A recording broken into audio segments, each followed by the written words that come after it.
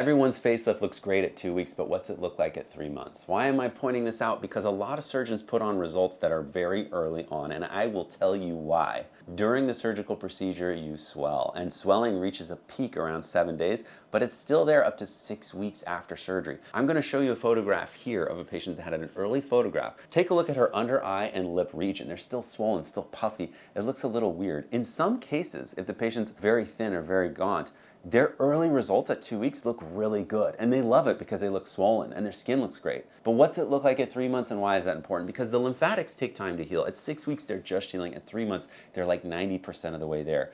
I like to look at a photograph at 3 months, and that's what I show the world in my before and afters. That's what I put out into my social media, because I don't want you to have a misconception about the way you're going to look early on. And I honestly think that early results are deceptive because there's extra volume from the swelling, and the skin looks so good and radiant because of the lymphatic swelling right underneath the skin. So we have to be really thoughtful about what we show you as a patient, because the last thing I want is for you to come and see a result at 2 weeks and then expect to have that result at 2 years and be unhappy.